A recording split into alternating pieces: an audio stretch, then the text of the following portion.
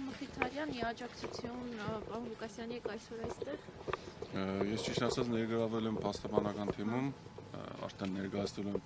պարոն Ղուկասյանի շահերը որպես փաստաբան։ Դե այդ դեպքում արդեն որպես փաստաբան այս գործի մասին կխնդրեմ, որովհետև շատ է քննարկվում, որ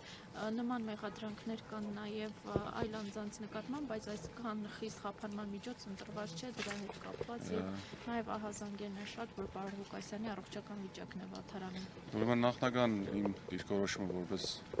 բազմամյա տարիների փորձ ունեցող իրավաբան ու փաստաբան այն է, որ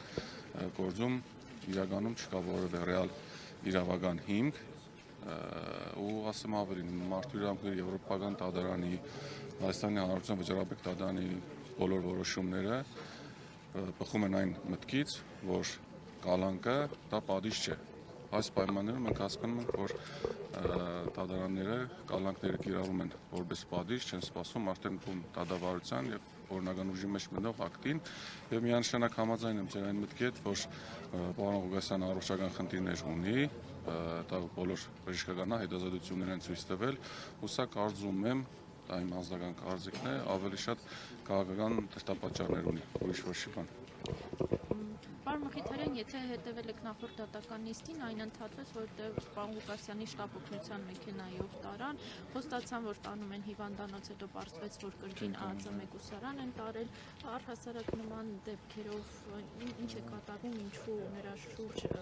նման վերաբերմունք է ստեղծվել։ Ըստ իս սա ընդամենը ավելի շատ վերաբերում է նրան, որ Վարդան Ղուկասյանը ավելի շատ թե ընդդիմադիր էր, թե իրենց որոշումն է, այսպես ասենք, որը քաղաքին լավ էր, փորձում էր անդիմանալ, այսպես ասենք, դա ավելի շատ դրա հետ է կապված ու այդ չասեմ անմարդկային, բայց ոչ մարդկային վերաբերմունքը առնվազն ճիշտ չի, որովհետև Աստված չանի, դա կարող հետո բերել անդառնալի հետևանքների։ Նաև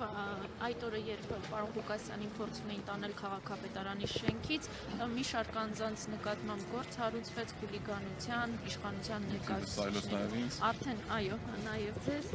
արդեն այդ գործով դատական նիստ կայացավ նախորդ այս շաբաթ Վարդան Ղուկասյանի որդու, նրա ազգականների եւ քաղաքապետարանի աշխատակիցներն էին ներգրավված։ Առհասարակ դա ինչ գործ է, նշենք, որ Սպարտակ Ղուկասյանը չէր այցելել, այն որակելով ակնհայտ ապօրինի։ Տեսեք, գործը իրենց ավելիսի առաքելյան մասով, փոխքաղաքապետի մասով, մի քանի հոգու մասով առանձնացված է, այդ մասով տեղեկատվություն որպես այդպեսին չունեմ, մեր մասը դերևս դատարան չի գնացել, սպասում ենք որոշումների։ Այսինքն հնարավոր է, որ շուտով դուք եք ներկայացնեք։ Տեսնենք։